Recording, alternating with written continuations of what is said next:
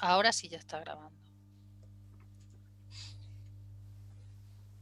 Bueno, pues creo que ya se están empezando a sumar los participantes.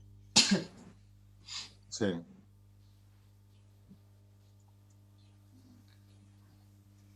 Ya están los espectadores ahí.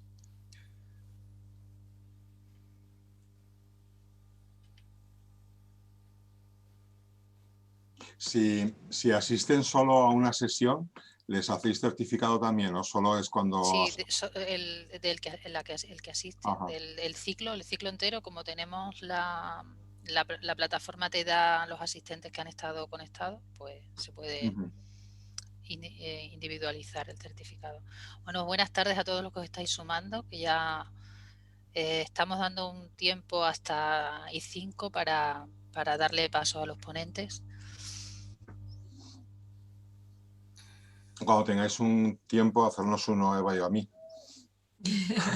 Sí, sí, De por recuerdo. supuesto. Claro.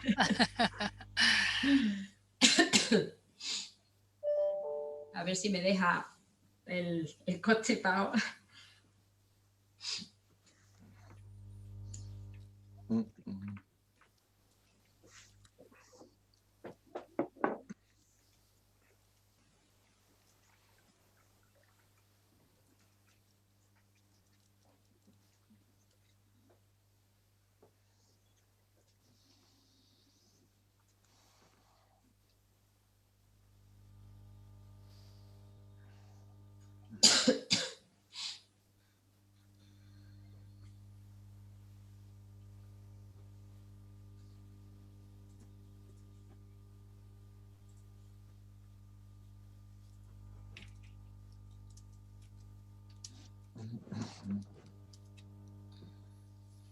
Mila.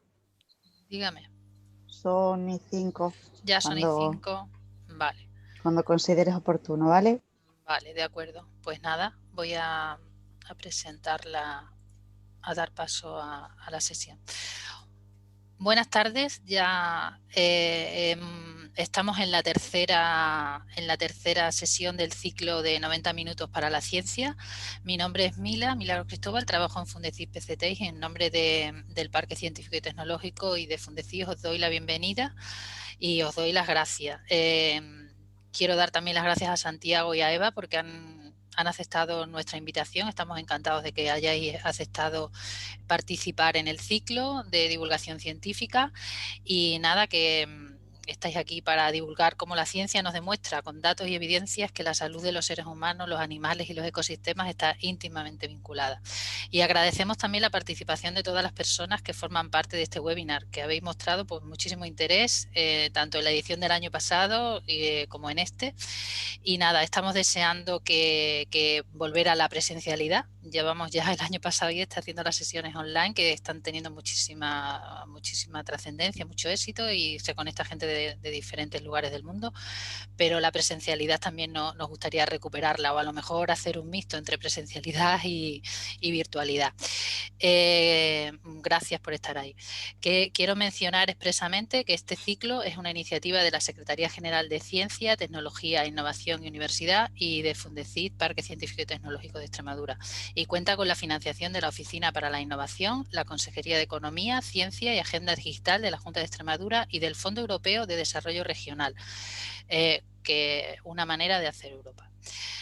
Bueno, pues vamos a centrándonos ya en el desarrollo de la sesión de hoy. Intervendrá en primer lugar Santiago Vega García, que nos hablará del enfoque One Health, una sola salud y de cómo la salud humana y la salud animal son interdependientes y están vinculadas a los ecosistemas en los cuales coexisten. Después participará Eva María Frontera Carrión, que impartirá una charla sobre la aplicación del concepto One Health en la gestión de enfermedades transmitidas por mosquitos, experiencias en Extremadura, para finalmente establecer un tiempo de debate en el que ampliar información, compartir experiencias o responder dudas que hayan surgido a lo largo de las conferencias. Queremos recordar a todos los asistentes que antes de comenzar podréis ir, quiero recordaros antes de comenzar que podréis ir dejando en el chat vuestras aportaciones o sugerencias y en el apartado de preguntas y respuestas por ahí podéis dejar vuestras cuestiones, preguntas para plantearlas al final en el debate. Voy a presentar brevemente a Santiago Vega, que intervendrá ahora con una ponencia de 30 minutos aproximadamente.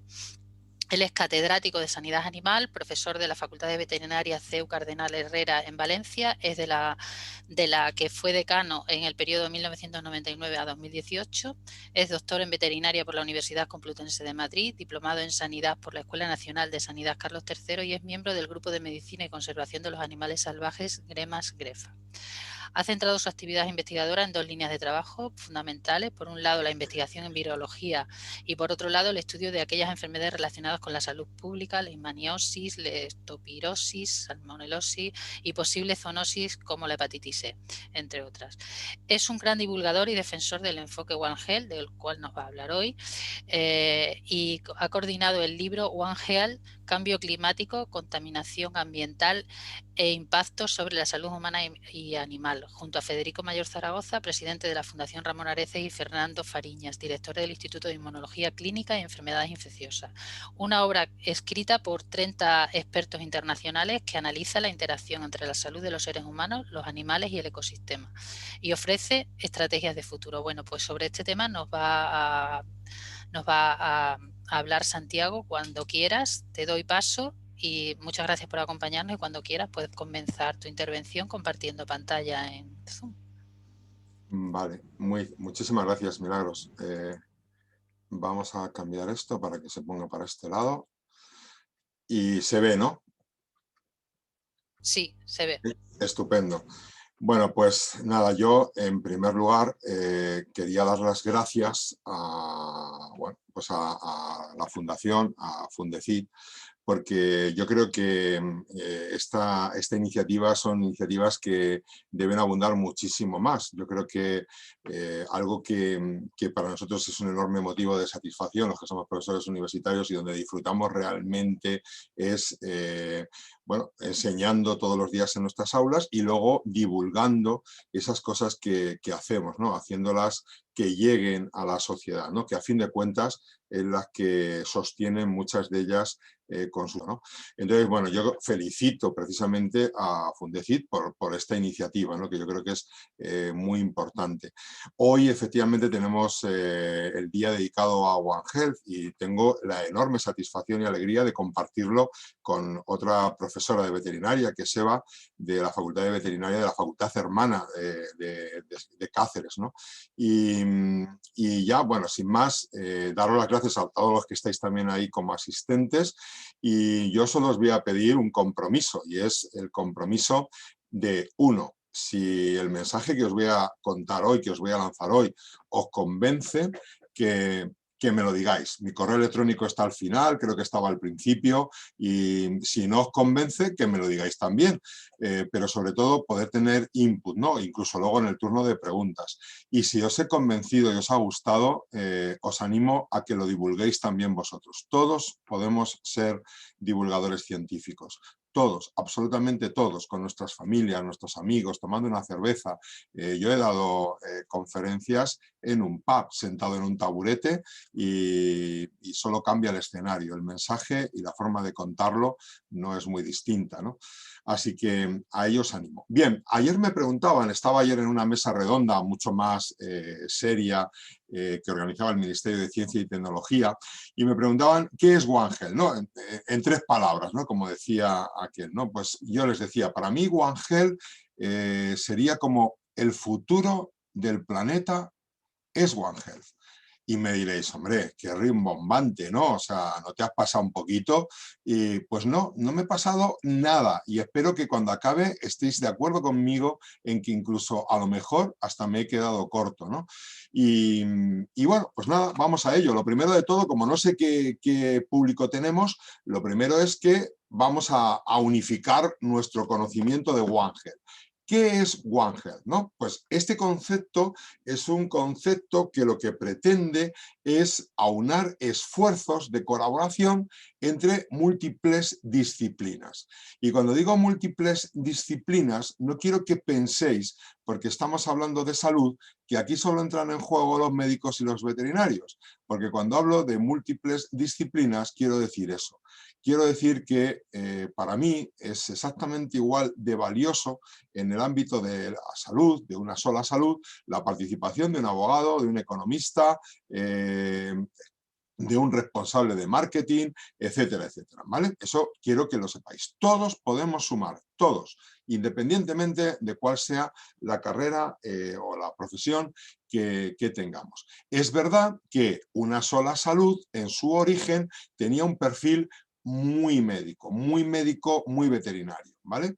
Entonces, como digo, es aunar esfuerzos entre las distintas disciplinas, bien a nivel local, a nivel de una comunidad autónoma, a nivel de un país, a nivel nacional, o de forma más global, a nivel de las distintas regiones de nuestro planeta o incluso a nivel de todo nuestro planeta, ¿no? Que es el ejemplo que nos atañe ahora mismo con el COVID-19, ¿vale? ¿Y para qué?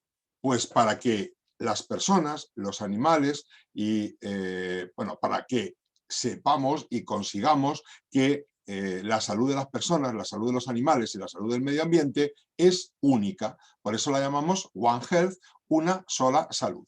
Es decir, esto es como una mesa. La mesa es una sola salud y las patas son la salud de los animales, la salud de los hombres y la salud de los ecosistemas. Y como me falle una pata, se mueve la mesa. Así que es muy importante que tengamos claro que es necesaria la concurrencia de la salud de estas tres patas, porque están muy relacionadas, lo dice la Organización Mundial de Sanidad Animal. Entre la salud humana, la sanidad animal, son interdependientes y a su vez están muy vinculadas con los ecosistemas. Bien, este es el paraguas que recoge todas las ciencias que tienen algo que decir en el ámbito del concepto One Health, ¿no? Tenemos aquí desde la economía de la salud, la microbiología, la medicina humana, la medicina veterinaria, la ecología, la salud pública, etcétera, etcétera, ¿no? Y de todas ellas se nos había quedado un poco coja la pata de los ecosistemas. Por eso luego veremos que hemos crecido en el concepto One Health, ¿no? Y estas ciencias van a entender de aspectos como, pues si nos centramos en las zoonosis, de seguridad alimentaria, resistencia a antimicrobianos, infecciones por bacterias, por virus, vectores que transmiten enfermedades, etcétera, etcétera. Y si nos vamos al otro lado, al de la medicina comparada, la medicina translacional, pues tenemos otra serie de ámbitos de los que entiende One Health. Y esto ¿es una feliz idea de este que os habla o esto está sustentado en unos cimientos sólidos, ¿no? Pues hombre, tan sólidos como que detrás del concepto One Health tenemos a la Organización Mundial de la Salud, tenemos a la Organización Mundial de Sanidad Animal, tenemos a la FAO, tenemos al Banco Mundial, tenemos a UNICEF, o sea que por lo tanto, no es una feliz idea de un grupo de amigos, sino que hay un montón de entidades internacionales que se han planteado colaborar juntas para alcanzar ese mismo objetivo que es el de una sola salud. Y la siguiente pregunta es, ¿y esto es muy nuevo? O sea, esto se sentaron hace poco para coincidir en esta necesidad. Pues como yo le digo a mis alumnos, el concepto One Health va desde la A a la Z, y ahora lo veremos, ¿vale? Pero fijaros, nace en la mitología griega. En la mitología griega había un centauro, el centauro Quirón, los centauros eran aquellos que tenían mitad cuerpo de caballo y otra parte eran humanos, ¿vale? Bueno, pues el centauro Quirón era un centauro que conocía de medicina, conocía de la música, conocía de las artes plásticas, pero es que además había aprendido el tratamiento de las enfermedades en el ganado mediante el uso de plantas. Entonces Apolo decide que su hijo Asclepio se forme con el centauro Quirón en las artes de sanar en medicina humana. Asclepio, que es como le conocían los griegos, y Esculapio, como le conocieron los romanos, ha sido el dios de la medicina. O sea que como vemos, de la medicina humana, como vemos en los orígenes, la medicina humana y la medicina veterinaria eran una misma cosa. Si seguimos avanzando, como digo, empezando por la A, está Aristóteles, y me diréis, ¿Aristóteles? ¿Aristóteles? Este no era un filósofo, lo que yo recuerdo del bachillerato, esto era un filósofo, ¿no? Pues efectivamente, era un filósofo griego que fue el primero que escribió el primer manual sobre la anatomía y la fisiología comparada entre personas y animales, ¿vale? O sea que en los orígenes, como podemos ver, la medicina humana y la medicina veterinaria no tenían una línea de separación, ¿vale? Pegamos ya un salto muy grande y aparece Claude Bourgelat, abogado. O sea, hemos hablado de un filósofo, ahora aparece un abogado, y este es el que crea la primera facultad de veterinaria del mundo, en Lyon, en 1762, y por lo tanto está considerado como el fundador de la profesión veterinaria, en tanto en cuanto la veterinaria empieza a enseñarse en el ámbito de la universidad, de la academia, ¿no? Y este señor abogado, insisto, está considerado como el padre de la biopatología. Aristóteles de la anatomía y de la fisiología, este de la biopatología comparada. ¿Y qué decía este abogado? Pues decía, hemos comprobado la estrecha relación que existe entre la máquina humana y la máquina animal.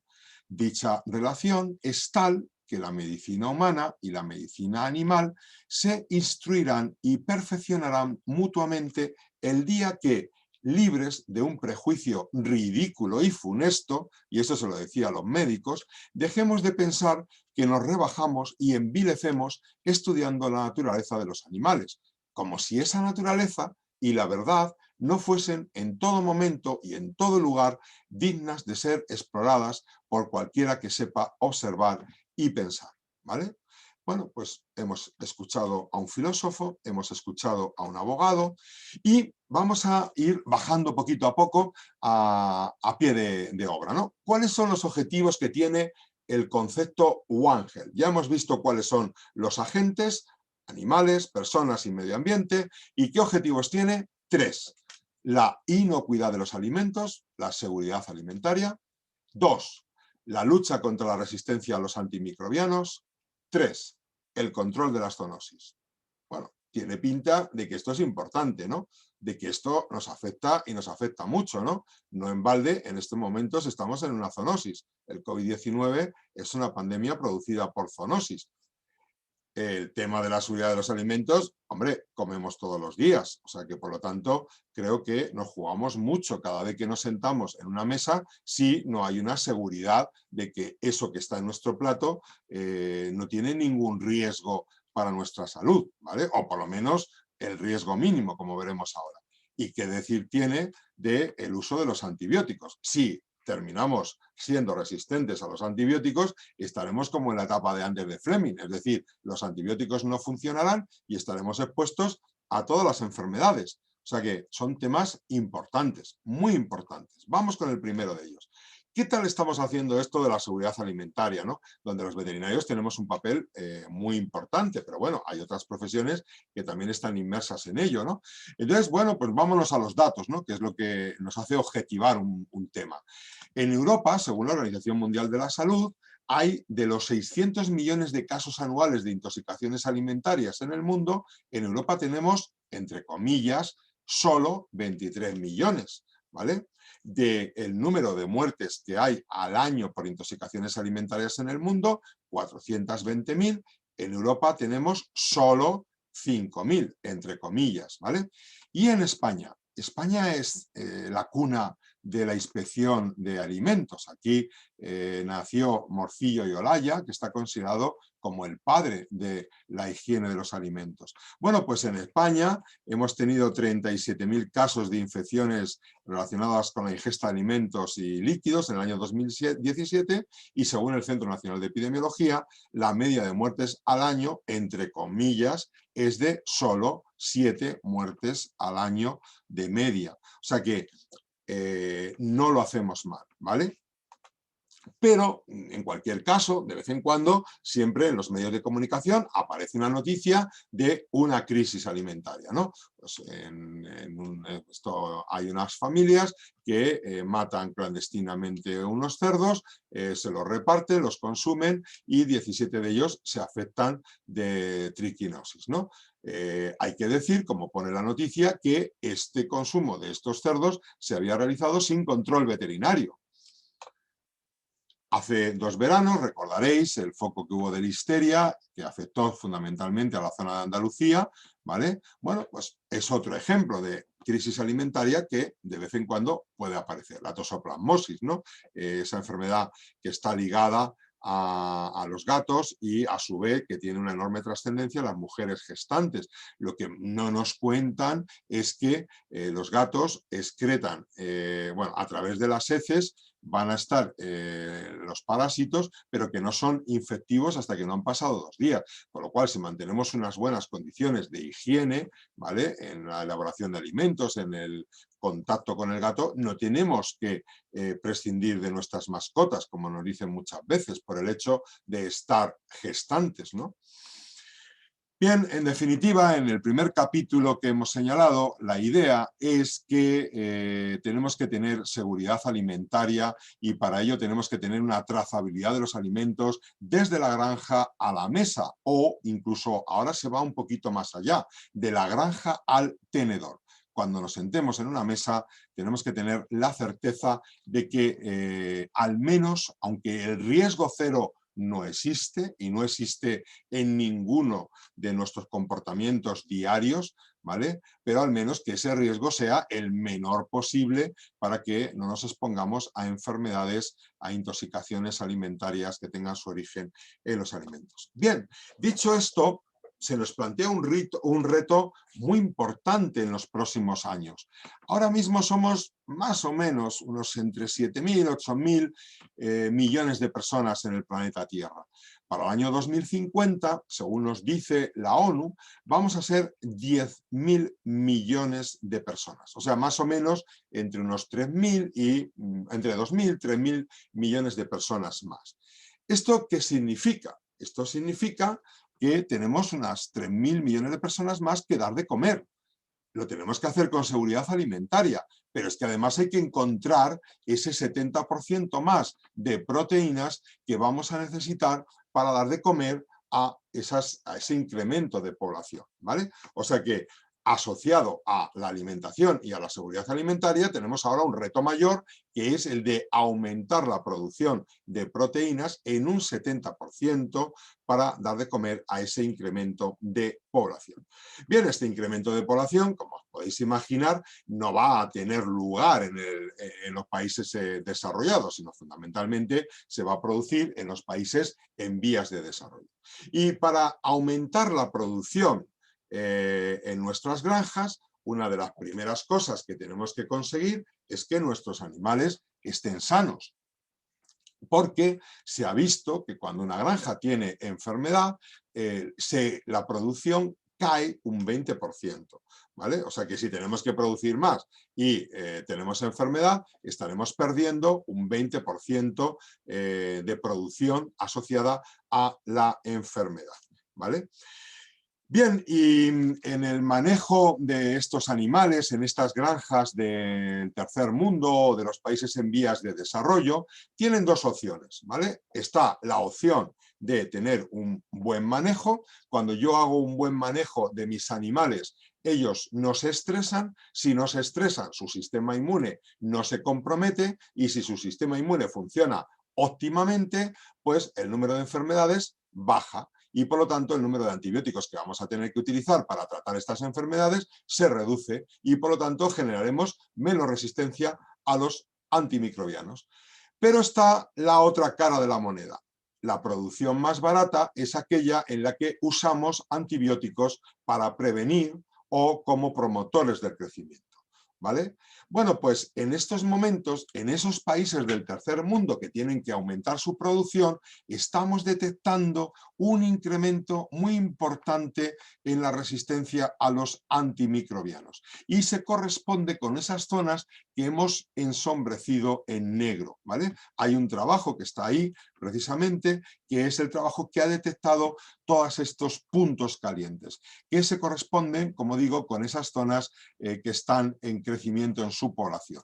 Y esos antibióticos que se ha detectado que se están generando como resistentes son los que históricamente se asocian a la producción animal, las tetraciclinas, las sulfonamidas, las penicilinas. Por lo tanto, hemos resuelto un problema, entre comillas, que es el de no tener enfermedad en los animales para poder conseguir ese objetivo de producir más, para poder alimentar a ese incremento de población, pero por otro lado tenemos el segundo de los pilares de One Health, que es reducir la resistencia a los antimicrobianos. Para ello, la FAO lo que propone es que, para evitar este mal uso de los antibióticos hay que usarlos y son necesarios en ocasiones, pero el mal uso es el que lleva a esas resistencias, ¿vale? La FAO propone generar programas de monitorización para detectar las amenazas de enfermedad y así adelantarnos a su aparición en animales, en personas y en el medio ambiente, ¿vale? Entonces, enlazamos con la resistencia a los antimicrobianos. Bien, yo creo que todos somos conscientes de la gravedad del tema, pero si no lo somos, os voy a poner un ejemplo. Si no cambiamos el uso de antibióticos, en el año 2050, 10 millones de personas anuales morirán por resistencia a los antibióticos, a los antimicrobianos, más que de cáncer, de diabetes, de diarreas, de accidentes de tráfico. O sea que es un problema que estamos abordando con éxito en el primer mundo, pero no se nos olvide que vivimos todos en un planeta globalizado, o sea que no me vale que en el primer mundo lo estemos haciendo bien y en el segundo o tercer mundo no, porque tenemos el ejemplo reciente de la India, ¿vale? La India ahora mismo está en una situación crítica en cuanto al coronavirus. Muchos podríamos pensar, bueno, es que la India está muy lejos. Bueno, no sé cuánto de lejos está la India, pero lo que sí que sé es que la India es el primer productor de vacunas del mundo y la India es el primer productor de medicamentos del mundo. Y como decía el otro día Margarita del Valle, si la India colapsa, el mundo colapsa, ¿vale? Que no se nos olvide, porque muchas veces pensamos que, bueno, eso a mí me afecta lo que me afecta. No, nos afecta mucho más de lo que podemos pensar y de lo que podemos creer, y también tenemos el ejemplo del COVID-19, ¿vale? Bueno, en el tema de la reducción de antibióticos tengo que decir, y lo tengo que decir con orgullo, que en lo que tiene que ver con la venta de antibióticos para uso veterinario hemos reducido un 32% el uso de los mismos, pero fijaros, en el caso del porcino, que se usaba de forma indiscriminada un antibiótico como es la colistina es un antibiótico estratégico. ¿Qué quiere decir que es estratégico? Que ha quedado reducido su uso solo a los hospitales, para que nos quede alguno sin que tengamos resistencias creadas, ¿vale? Pues en porcino hemos reducido el uso de la colistina en 4 años un 97%. Y en las producciones de avicultura de carne, el uso en general de antibióticos se ha reducido en un 71%. Así que vamos bien, pero no se nos olvide que tenemos esos países que para producir todo lo que necesitan producir, la forma más barata es mediante el uso de antibióticos como promotores del crecimiento. Aquí tenemos las gráficas del descenso de antibióticos en España en veterinaria y son muy manifiestas, ¿no? Ese 30 y tantos %, ¿no? Bien, ya hemos visto la pata de la seguridad alimentaria, la pata de la resistencia a los antimicrobianos y lo importante que es y lo relacionado que va a estar con ese aumento de población y el aumento de la producción de proteínas, y entramos en las zoonosis. Yo cuando empiezo a hablar de zoonosis tengo que hablar de Virchow. Virchow es el padre de la patología humana. Era un médico alemán que acuñó 2 palabras, la el término One Health y el término de zoonosis. La palabra zoonosis se debe a Virchow. Pero no solo eso, Virchow decía una cosa, y os recuerdo, un filósofo, un abogado, ahora un médico, dice: solo puedo enfatizar que no existe barrera científica, porque no debería haberla, entre la medicina veterinaria y la humana. El objeto de ellas puede ser diferente, pero la experiencia de una debe ser utilizada para el desarrollo de la otra, constituyéndose en base de toda la medicina. One Health, ¿vale?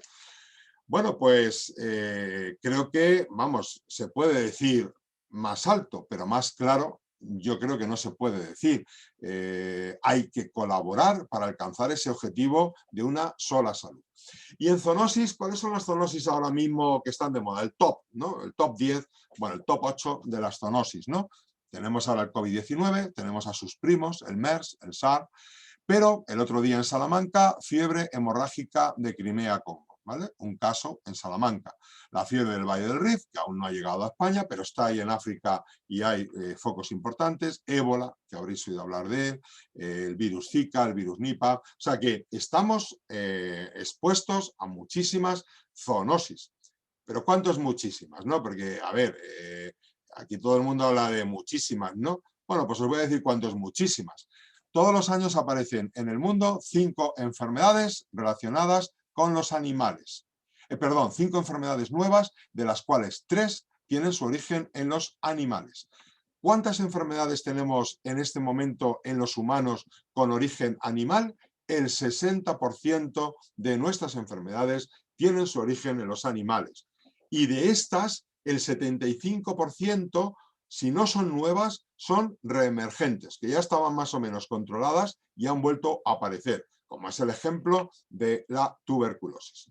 ¿Cómo se transmiten las zoonosis? Pues ahí tenéis las 4 vías: por contacto directo, la rabia, sí, la rabia, que todavía está ahí, la rabia, que todavía está en España, ahora lo veremos, ¿vale?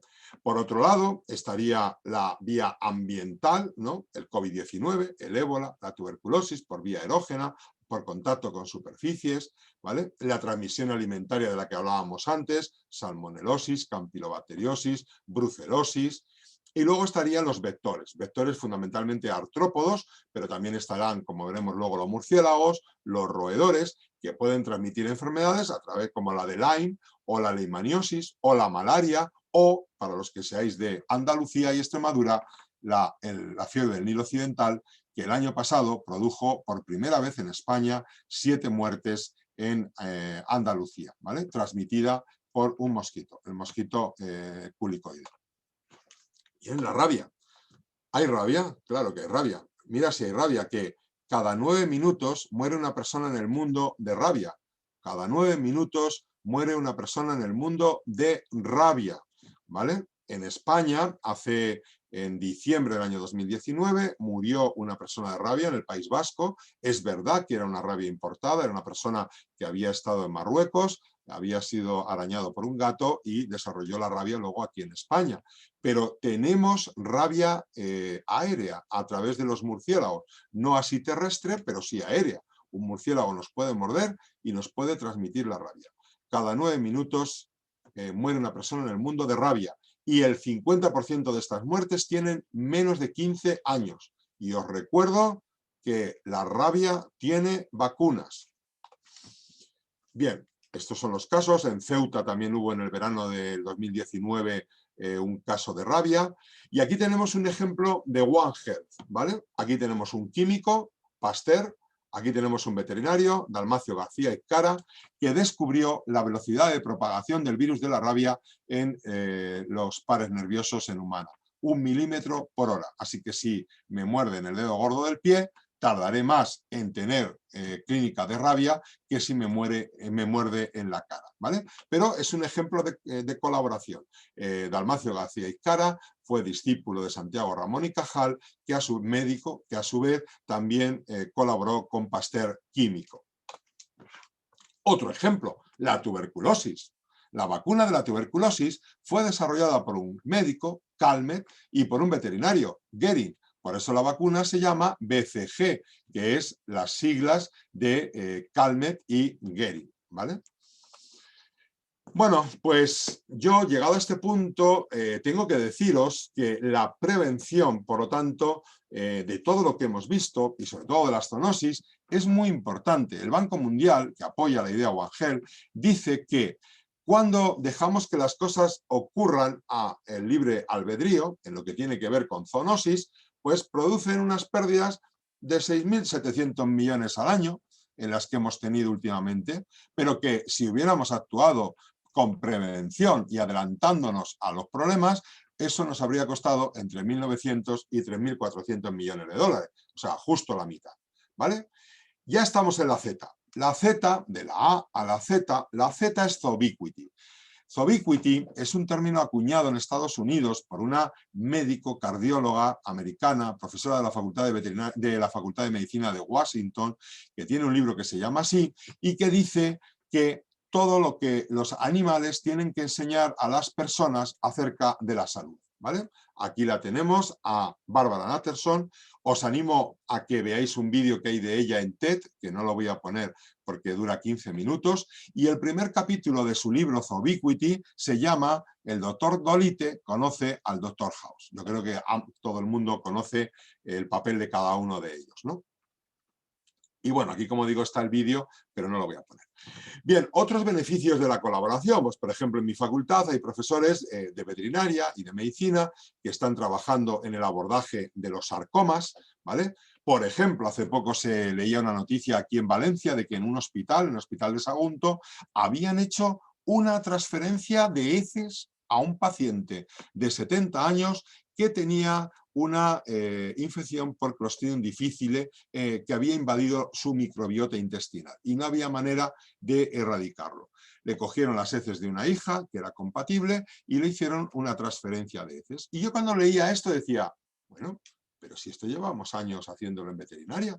En veterinaria, cuando yo meto animales nuevos en una explotación, lo primero que hago antes de introducirlos es transferirles la microbiota de los animales que ya están en la explotación.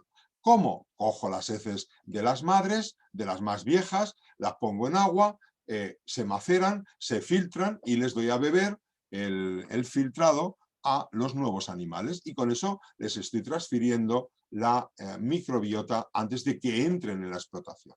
Pero es que ya los chinos ya hablaban de la sopa amarilla, o sea que, por lo tanto, fijaros, ¿y si habláramos más entre nosotros? ¿Y si nos comunicáramos más los médicos y los veterinarios? Aquí hay un ejemplo de comunicación entre un médico oftalmólogo y un veterinario. Esto es un caballo de la Universidad de Davis en Estados Unidos, tenía un tumor que estamos viendo aquí, que incluso podía llegar a afectar al ojo. El veterinario le dijo que este tipo de intervenciones son muy agresivas y que el resultado no es muy bueno, y el dueño se puso en contacto con un amigo suyo que era oftalmólogo y le dijo que se podía hacer la intervención con un TAC en tiempo real y se podía hacer la cirugía sin problema, y efectivamente se hizo y el caballo hoy por hoy está vivo. Y voy acabando. Entonces, vamos a poner el ejemplo de la zoonosis y de las pandemias, ¿no? Y eso me servirá para introducir el concepto que decía antes que me ha permitido avanzar en la idea de One Health, que se llama EcoHealth, ¿vale? Cuando yo preparaba en su día una charla sobre pandemias y zoonosis, encontré esta diapositiva y me di cuenta de que la mayoría de las pandemias que hemos sufrido en medicina humana a lo largo de la historia están concentradas entre el siglo XIX y el XX, y comienzo del XXI. Entonces me pregunté, ¿y qué estamos haciendo mal? ¿Es que los virus han aparecido ayer? Pues no, resulta que los virus, algunos llevan 300 millones de años en el planeta. Bueno, pues entonces no van a ser los virus, porque los virus llevan ahí de siempre. ¿Será que el hombre ha aparecido hace poco y nos hemos expuesto por primera vez a los virus? Pues hombre, el Homo sapiens lleva 100.000 años. Es verdad que hace 10.000 años más o menos es cuando este Homo sapiens se vuelve agrícola y empiezan a juntarse personas, animales, plantas, y le hace más fácil a los virus llegar a un humano y que éste se propague el virus entre otros humanos, ¿no? A diferencia de lo que pasaba antes de que el hombre decidiera asentarse, ¿no? Y además, encima, fijaros, si supierais que solo conocemos un 1% de los virus que se supone que hay en el planeta, o sea, dicen que hay unos 300.000 virus y solo conocemos 3.000. O sea que no va a tener mucho que ver con los virus y con las personas. Oye, ¿y si va a ser el cambio climático? Hombre, pues el cambio climático dicen que ha aumentado las zoonosis. ¿Pero de qué manera? Pues dicen que el cambio climático, entendiendo por cambio climático muchas más cosas que el calentamiento global, porque entonces nos quedaríamos muy cojos, ¿vale? Favorecen la replicación de esos virus, esos que estaban ahí de siempre. Oye, y resulta que, fijaros, se ha visto que no solo los vectores de los virus también están llegando a zonas donde antes no llegaban, por el cambio climático, por inundaciones, huracanes, sequías. Fijaros, dicen que la malaria ha aumentado, los mosquitos que transmiten la malaria, con el aumento de la temperatura media. O sea que estos vectores están en un número mayor y encima llegan a lugares donde antes no llegaban. En los casos de West Nile del año pasado en Andalucía, se ha visto que tienen que ver con que la primavera del año pasado en Andalucía ha sido la cuarta más calurosa en España desde 1965 y además la quinta que más ha llovido, el mes de junio, desde en el siglo XXI. O sea que calor y lluvia, ideal. ¿Ideal para quién? Para el mosquito tigre, que estaba presente en un 70% más el año pasado que con respecto a otros años. Además, si os acordáis, estábamos confinados. No fuimos al chalet a limpiar el estanque con agua, ni fuimos a limpiar el agua de la piscina. Son lugares ideales para que los mosquitos pongan sus huevos. Y además, con esto del confinamiento, pues tampoco hicimos la campaña de desinsectación. Así que fijaros si influyen también aspectos sociales, aspectos climáticos, etcétera, en la aparición de las enfermedades, ¿no? Bueno, pues, y oye, ¿cuánto nos queda, no? Porque, joder, tal como me lo estás pintando, para empezar a hacer cosas, pues la ONU dice que nos queda hasta el 2030. Que si para el 2030 no hemos cambiado lo que venimos haciendo, entraremos ya en una dinámica difícilmente reversible. O sea, ¿que me quieres decir que para el 2030 habrá desaparecido la Tierra? No, lo que quiero decir es que para el 2030 entraremos en un deterioro de nuestro planeta muy importante que podría hacerse irreversible. También el cambio climático está cambiando los comportamientos de las aves. Y os pongo brevemente un vídeo que para mí dura un minuto, de Harrison Ford, y el mensaje clave quiero que os quede grabado. Es: la naturaleza no necesita a la humanidad, es la humanidad la que necesita a la naturaleza. Así que si no la cuidamos y nos quedamos en la naturaleza, nos extinguiremos. Escuchemos a Harrison Ford.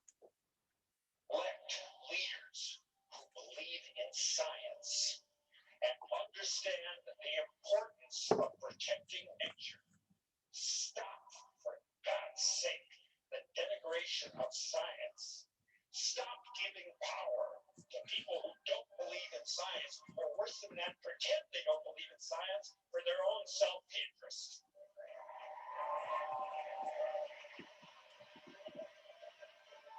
Know who they are. We know who they are.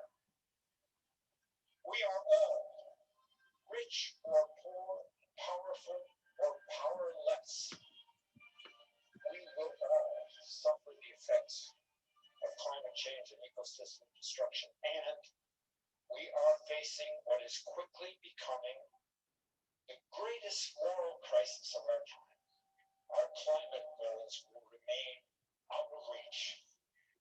We'll be shit out of time. If we don't stop the destruction of our natural world, nothing else will matter. If we are to the only home any of us will ever know. We need nature. Now, more than ever. Because nature doesn't need people.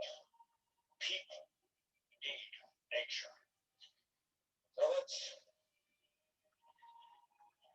turn off our phones, let's roll up our sleeves, and let's kick this monster's ass.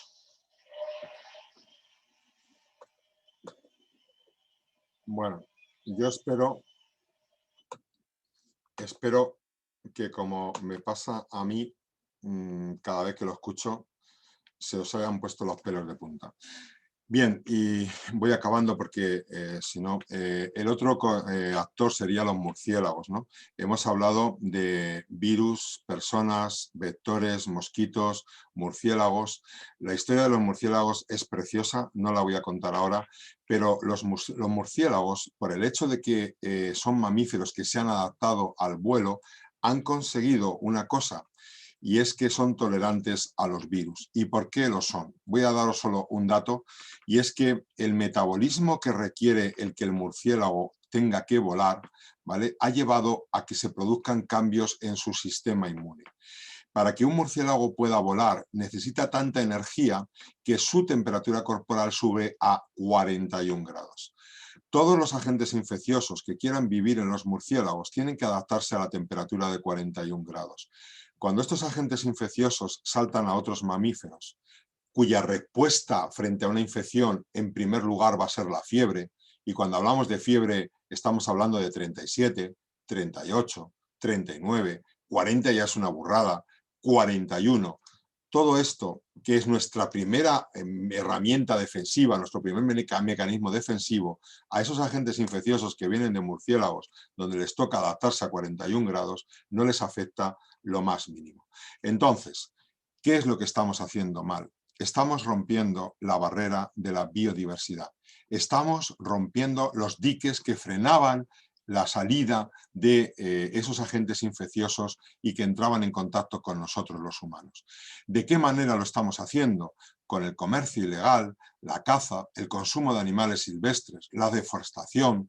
Todo ello está resquebrajando ese dique y está haciendo que estemos invadiendo esos ecosistemas donde estaban los murciélagos y nos estamos exponiendo a esa vida silvestre que, como digo, en el caso de los murciélagos, ellos se han hecho tolerantes a esos virus.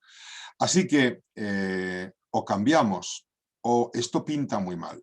Pinta muy mal porque la historia, la idea no es volver a la normalidad que teníamos antes de la pandemia, porque el problema es precisamente esa normalidad. Tenemos que sentarnos y ver qué mundo queremos, tenemos que sentarnos y ver qué gestión queremos hacer de esa pata de One Health que son los ecosistemas, la salud de los ecosistemas. Y como decía antes, One Health se nos quedó corto porque tenía un enfoque demasiado médico. Así que se acuñó la palabra EcoHealth.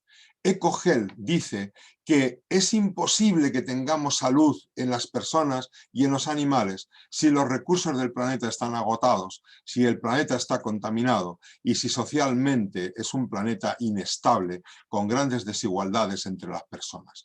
Por eso EcoHealth incorpora una ciencia más a las que habíamos visto al principio, que es la antropología. Después ha aparecido Planetary Health, que ya no me voy a detener en él, es el máximo del concepto One Health. Se propone que el concepto Planetary Health se enseñe transversalmente en las universidades, por lo que decía anteriormente, ¿vale? Y mientras tanto, lo que tenemos que hacer es cuidar y mimar nuestra relación con el medio ambiente. Porque si hacemos frente al cambio climático, evitaremos las pandemias fundamentalmente con un origen zoonótico. Si cuidamos la salud de la tierra, cuidaremos nuestra salud. Y para ello, y aquí es donde os pido a todos vosotros que me ayudéis, os necesito a todos. Todos podéis sumar. Todos. Este es un proyecto de unos alumnos en Latinoamérica que se han planteado sembrar 1 millón de árboles. ¿vale? Ahí tenéis el reciclaje de botellas de plástico como pequeños microclimas para sembrar plantas, ¿vale? Y el concepto este de empoderamiento. No me vale que me digáis, no seáis plañideras, no vengáis a decirme qué puedo hacer yo, es que yo no puedo hacer nada. No, os equivocáis mucho. O sea, el empoderamiento dice que no tenemos que dejarnos llevar por las circunstancias que nos rodean, ¿vale? Que tomemos nosotros las riendas de nuestras vidas.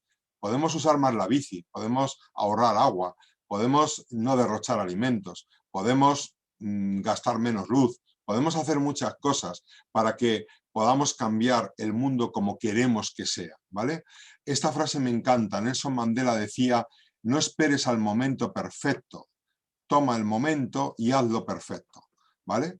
Este otro concepto que también habréis oído hablar de él, la resiliencia, que es la capacidad de adaptarnos a cabo, mira que ya te veo ahí, tenemos que adaptarnos a la adversidad. Mirad ese tronco talado y dónde ha nacido esa ramita verde, ¿vale? O sea, no nos estemos todo el día quejando, no estemos todo el día, ¿yo qué puedo hacer? ¿Yo qué puedo hacer? Empieza a hacer y deja de preguntarte qué puedes hacer, ¿vale? Pues con todo lo que os he contado, ¿vale? Lo que os quiero decir es que tenemos que tener un enfoque One Health para todo lo que os he dicho, porque animales y humanos contraemos las mismas enfermedades y porque todos, médicos, veterinarios, profesionales de la salud, tenemos que trabajar juntos. Todos tenemos que trabajar juntos porque la salud es única. Pero no se os olvide que necesitamos del medio ambiente. No se nos olvide que necesitamos de esa salud del medio ambiente. Y no esperéis hacer grandes proyectos. O sea, yo llevo años diciendo que yo voy convenciendo a la gente con caña. Voy pescando con caña. Yo no pesco con redes. Yo no tiro redes para coger a muchos peces. Uno a uno, uno a uno. Cuando nos queramos dar cuenta, seremos multitud.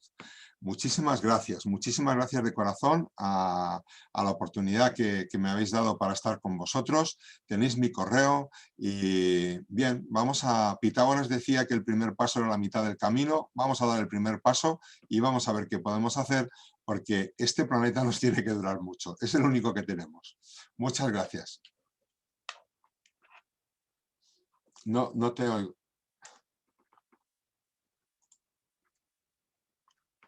No te oigo, mira.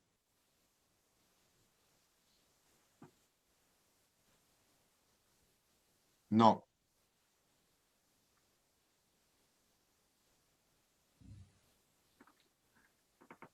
Tampoco. Carolina, Ahora. no soy yo, soy Raquel. Carolina, porfa. Sí, venga, voy a continuar yo. Un segundito. Sí, Muchas gracias, venga. Santiago. Nada, gracias a vosotros. Dame un minuto, ¿vale?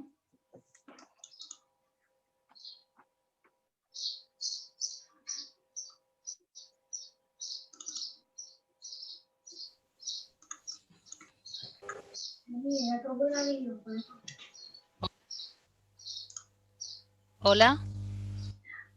Ahora, Mila, Mila. Ahora sí se te oye. Venga, Sí. venga, perfecto.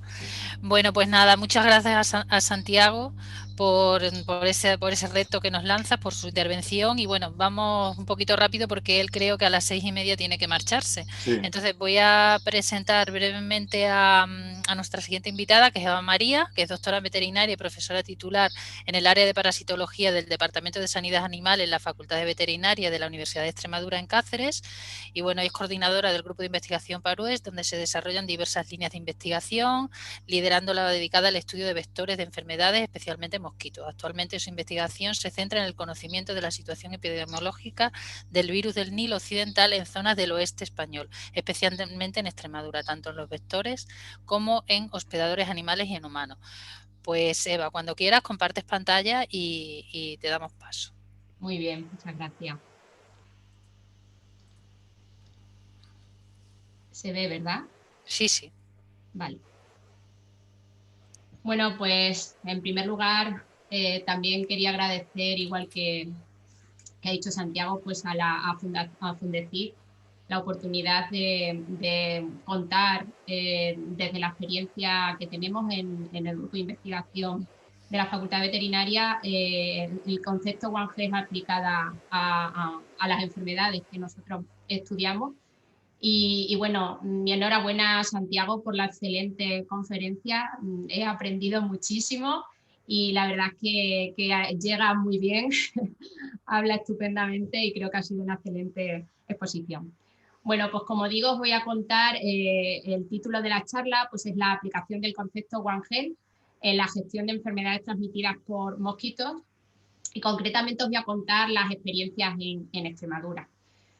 Bueno, pues la Organización Mundial de la Salud presenta en su literatura científica, en la página web, etcétera, presenta los números de personas que mueren al año por animales, ¿no?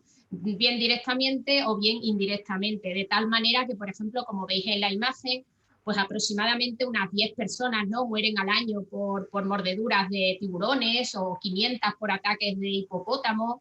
También los cocodrilos, ¿no?, unas 1000 personas al año, 60.000 por la rabia, como nos comentó antes Santiago, incluso 100.000 por mordeduras, por el veneno de las serpientes, ¿no? Pero en el pico de la pirámide, el animal que más muertes produce al año en las personas, sin duda, es el mosquito. Es el animal más mortífero del mundo. 725.000 más o menos se calcula que mueren al año por picadura de mosquito y transmisión de enfermedades, de las cuales pues más de la mitad, unas 425.000, están producidas por malaria. La biodiversidad de especies que hay en el mundo es tremenda. Se calcula que hay entre 1,5 y 1,8 millones de especies, de las que el 50% son insectos, y actualmente se sabe que existen 3.583 especies de mosquitos de la familia Culicidae. Afortunadamente no todas ellas van a ser vectoras de enfermedades porque no todas necesitan sangre para la maduración de los huevos, pero de las que sí necesitan, las que sí se alimentan de sangre, son esas que pueden transmitir enfermedades, algunas muy graves, y se calcula que son entre 300 y 400 especies de mosquitos. ¿Cuáles son los más peligrosos, los mosquitos más peligrosos que existen actualmente? Bueno, pues sin lugar a dudas el rey se lo lleva al género Anopheles, que es el principal transmisor de la malaria, que como he dicho anteriormente, pues más de 400.000 muertes al año. Sin embargo, existen otros, como por ejemplo el que tienen en el medio, el género Culex, que es el principal transmisor del virus del Nilo, por ejemplo, el virus del Nilo occidental, con el brote tan fuerte que hubo el año pasado en España.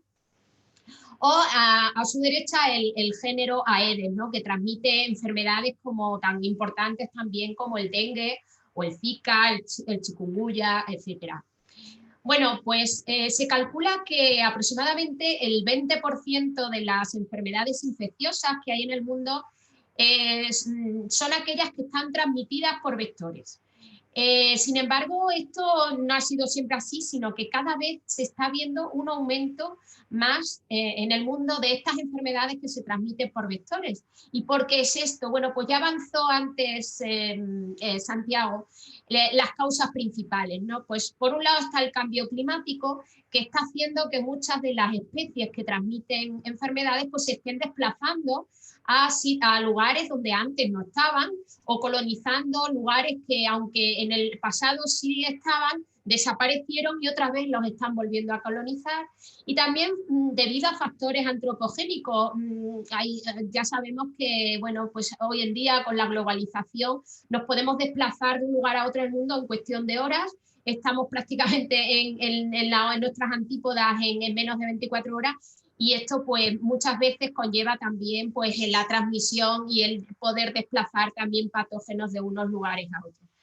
Si tenemos en cuenta que muchas de estas enfermedades transmitidas por vectores, fundamentalmente las que son virus, las arbovirosis, que como digo son esas enfermedades transmitidas por vectores, si tenemos en cuenta que no hay tratamiento químico para ellas, la principal herramienta que tenemos frente a estas arbovirosis van a ser fundamentalmente la lucha frente a los vectores, frente a los mosquitos, para los que sí tenemos herramientas. Bueno, pues con todas estas premisas, aquí en Extremadura, nuestro grupo de investigación, bueno, pues se planteó el desarrollo de un proyecto. Allá por el año 2016-2017 comenzamos, claramente dividido en dos partes. Por una parte, queríamos saber qué ocurría con el mosquito tigre, que ahora les contaré cómo es y la importancia que tiene, etcétera. Queríamos saber si estaba asentado aquí en nuestra comunidad, ya que las noticias que teníamos y la literatura científica, pues estábamos leyendo que, bueno, que el mosquito tigre se estaba desplazando a una velocidad bastante importante, estaba colonizando territorios de España, pues que no estaban, donde no estaban presentes anteriormente, pero se desconocía totalmente qué ocurría en Extremadura. Y además, por otro lado, la segunda parte de este proyecto era, allá por el año también 2015, surgieron los primeros focos de virus del Nilo en Extremadura en caballos, no en humanas, sino en caballos. Y en el 2016 hubo también importantes focos, con lo cual nuestro grupo también, como es un virus que está transmitido por mosquitos, también queríamos saber la situación real, cómo se encontraba nuestra comunidad en cuanto a este virus. Bueno, en cuanto a la primera parte del mosquito tigre, lo primero que tengo que decir es que este mosquito se considera una de las 100 especies invasoras más dañinas del mundo, según el grupo de especialistas en especies invasoras de la Unión Internacional para la Conservación de la Naturaleza. Como digo, pues es una especie, considerada una especie invasora, porque este mosquito realmente es originario del sudeste asiático, de China, fundamentalmente de China, donde surgió y de donde es endémico. Y este mosquito se ha ido desplazando a otras partes del mundo, en concreto a Europa. Llegó por primera vez en el año 1979, entrando por Albania. Y a España, la primera cita y la primera visualización de este mosquito se produjo en el 2004 en Barcelona, concretamente en Sant Cugat del Vallès. Bueno, ¿qué ha favorecido que este mosquito, que como dije era del sudeste asiático, haya colonizado actualmente pues, gran parte de países del planeta? Bueno, pues ya lo mencioné levemente anteriormente, hablando de la globalización, ¿no? Una gran parte y una gran culpa de esta expansión se debe al comercio de, por ejemplo, como ven ahí en la imagen, arriba del todo, esos neumáticos. El mosquito tigre, por ejemplo, necesita pequeñas concentraciones, muy pequeñas concentraciones de agua para poderse criar, y el neumático le da ese mini ecosistema muy favorable, porque en cuanto se moja un poquito acumula agua, acumula bastante agua en su interior, un poquito de agua, y ahí cría perfectamente. Y entonces estos mosquitos, que son importados fundamentalmente de China, de Asia, pues vienen en los barcos, en aviones, etcétera, y vehiculan esas larvas o esos huevos que están en el interior de esas acumulaciones que están dentro del neumático. También el comercio de la caña del bambú de la suerte, donde también pueden venir huevos del mosquito en esas cañas. Sin embargo, en la imagen inferior ven ahí una cantidad de vehículos bastante grande. ¿Y esto por qué se produce? Bueno, pues en España los estudios que se han hecho genéticos de las poblaciones que llegaron por primera vez a España están íntimamente relacionadas con las italianas, y parece, por los estudios que se han hecho, que estos mosquitos han venido vehiculados por transporte terrestre desde Italia hacia nuestro país. Es decir, la mano del hombre a través de vehículos, aviones, autobuses, coches, etcétera, está detrás de muchos de estos nuevos asentamientos en zonas que antes estaban libres, y que a raíz de este comercio y de esta circulación de vehículos, porque el mosquito va en el interior del vehículo y cuando para en el lugar de destino, se abren las puertas y el mosquito sale. No es otra manera es una manera de viajar y de ir colonizando territorios. Bueno, el mosquito tigre, aquí tienen la imagen de cómo es un mosquito pequeño, es un poquito más pequeño incluso que el mosquito común, es negro, muy oscuro, con rayas blancas, con manchas blanquecinas, pero lo que caracteriza y que lo diferencia del resto va a ser la imagen superior derecha, ven ahí una parte de la cabeza y el tórax, pues esa raya que tiene longitudinal en el tórax y en la cabeza, esa raya blanca, es la que lo diferencia del resto de mosquitos de su mismo género y de otros géneros. La importancia sanitaria es muy grande, la del mosquito tigre, o sea, no hay una campaña de lucha frente a este mosquito porque sí, sino porque se debe a unas razones muy poderosas. Y entre ellas, bueno, pues está, ya dije que es una de las mayores amenazas para la salud pública en la actualidad, se debe por un lado a que, bueno, pues produce unas picaduras bastante importantes, obviamente depende de la sensibilidad de cada persona, pero personas que son sensibles a picaduras, pues le da unas reacciones alérgicas bastante fuertes, incluso puede llevar a la hospitalización por esta picadura. Pero, sin embargo, la mayor importancia del mosquito tigre es la transmisión de enfermedades y sobre todo las que tienen aquí reflejadas, ¿no? El dengue, el virus dengue, pues prácticamente hay muchísimos países afectados de dengue. España hasta el 2018 estaba libre de dengue, del dengue autóctono me refiero, pero en el 2018 y en el 2019 se diagnosticaron ya los primeros casos de dengue autóctono, posiblemente de personas que viajaron de países y venían con la infección, y aquí en España, al tener el vector favorable, el mosquito tigre, pues ese mosquito picó a las personas que venían ya infectadas y este mosquito picó a personas que no habían viajado, que estaban aquí, y por lo tanto, por eso decimos que es dengue autóctono. Sin embargo, bueno, pues también el mosquito tigre transmite, por ejemplo, el Zika, el chikungunya, otras virosis, incluso también es capaz de transmitir el virus del Nilo occidental.